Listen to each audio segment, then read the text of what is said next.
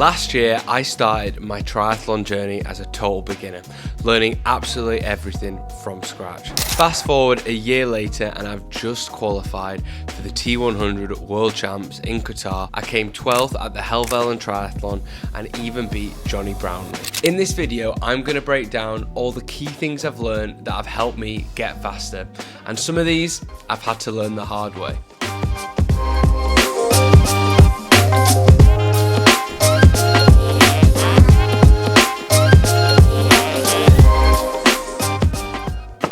So a year ago, I was running and cycling for fun.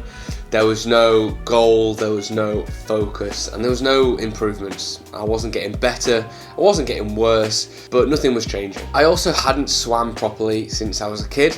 Maybe the occasional paddle in the sea or a pool when I was on holiday. And just so you know, I'm not some superhuman or someone that has a swimming, cycling, or even a running background. And I'm not some rich guy who just spends all of his time training on fancy fast bikes. To be honest, I'm just your average Joe. I started running and cycling for general health in my 20s, and I started swimming last year. I work a 9 to 5 and try and fit training in around that. But what I do have is determination, consistency, and as of more recently, an actual passion for the sport of triathlon. So just over 1 year ago in June 2024, I decided to pick up swimming and very quickly was humbled. Swimming isn't easy. I was in the slow lane with Denise and Gertrude who were doing breaststroke while I was there flapping around, splashing everywhere, trying to do some form of front crawl. While I was watching the swimmers 2 lanes down, effortlessly swimming and doing beautiful tumble turns, wishing that one day that could be me. I still won't say I can swim effortlessly, but I've definitely learned a lot over the past year. And the main number one thing that I've learned is that consistency really is key with swimming, especially right at the start. I'd massively recommend just getting into the pool and practicing as much as possible. At first, you're not going to want to go. I felt embarrassed pretty much every single time I went to the pool. I felt like I just had no idea what I was doing. I felt like I looked like an idiot. And most time I just didn't want to be there and just wanted to get out after the first couple of lengths. But it's so important to suck up that ego and get confident in the water. The second thing I've learned is that kicking more and splashing more doesn't mean you're going any faster. And to be honest, it often means the complete opposite. Unlike cycling and running, where just showing up and doing it again and again will make you faster and make you stronger, swimming is so technique focused. Instead of just turning up and doing the same thing week in, week out, you need to learn technique. You need to learn to reduce drag and glide through the water instead of splashing around and making a fool of yourself. With swimming, it's all about the position and breathing. If you can nail these 2 things, then you're in a really good line for improving and getting a lot faster. I'd massively recommend either getting lessons, getting a coach, having video analysis, or joining a club where somebody can actually watch you. It's great watching loads of YouTube videos or on Instagram of how to swim, what drills to do, and how to improve. But what's really going to make the difference is having somebody actually watch you swim and see how you should be changing. For example, you might be great at kicking. I'm not, but you might be. And maybe it's your catch or your breathing technique that's a little bit off and needs tweaking so you can go that bit faster. That's where it's going to make the most difference. So if you can, get a professional coach to watch you swim and they'll be able to give you really good advice on how to improve and stop splashing around, creating all that drag and being less efficient in the water. And number 3 is practicing in the open water before you do a race. Now, I wasn't fully aware at how different it is swimming in the open water to swimming in a pool. I mean, it's kind of obvious, but at the time, I didn't really know. But I tell you what, when you get in the open water, you can't see anything. You've got loads of people swimming around you. There's currents, there's probably bits of there's some waves because of the wind and all these other things, including actually wearing a wetsuit, which really restricts you as you're pulling your arm over. All of these things make swimming in the open water so much different. So I'd really recommend that before your first race, getting in the open water and getting some practice in, and practice sighting both in the pool and in the open water. The bike has been my strongest, and I'm not exactly sure why, but to be honest, I'm just putting it down to my dad being a bit of a good cyclist when he was younger and passing me those good old cyclist genes. I also find cycling the most fun out of all three of the disciplines. Like bombing it down a hill at 90 kilometers an hour, it's never not fun. But even though cycling was my strongest discipline, I was by no means actually strong, and I kind of doubled down on it over winter on my trainer to get good. One of the main things I've learned is that training on the bike is pretty brutal. Over winter in England, you don't want to be out all the time, so instead you've got to do a lot of the work on one of these indoors, putting in the watts. And you know what, it does get boring, it does get tiring, it's a lot of work, but you do start to see the improvement. However, I do recommend still trying to get out at least once a week. It's usually the long ride that I do. Even if it's cold, make sure you've got the right gear, and yeah, go out, because bike handling skills are very important as well. If you don't have them, it's going to be a tough day if there's a lot of corners.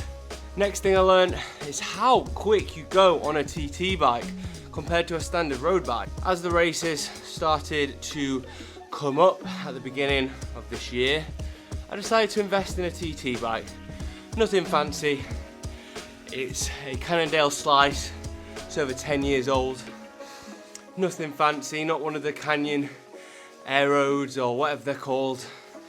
Not 12k, cost me about £400, probably been owned by about 5 people, but it does the job, and I was so surprised at how fast you go. It was kind of crazy. I think you could get by on a sprint or a super sprint try, maybe even Olympic distance if there was a lot of corners, but if you're going middle distance to full Ironman, I'd massively recommend investing in one. It will just make you go a lot quicker for the same amount of watts. For a lot of people starting out in triathlon, running will be their best discipline, or at least the one they've done the most. And for me, it was probably the one I've done the most, but also the one I dreaded the most. I just really didn't enjoy running. But a year later, I think I found what works and what doesn't. So the first thing that I've learned is that physio and strength training for running is so important. I've definitely learned this the hard way, and throughout the past year I've had quite a few injuries. Mainly because I've just increased my mileage and haven't been implementing any strength or physio work within my training. And because of this, I've had to take months off running and spend hundreds of pounds at the physio, which, to be honest, isn't ideal. Although I would recommend going to a physio because it's definitely worth it.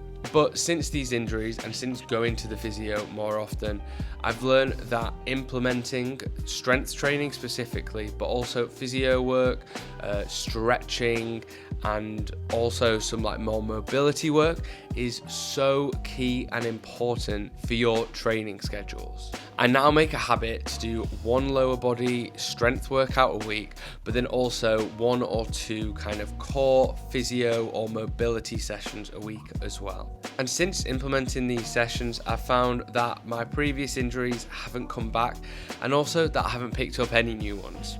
Touch wood. And the second thing that I've learned with running is to run slow to get fast, but also to run fast as well. We've all heard of the saying, run slow to run fast. And for a while, I just didn't believe it.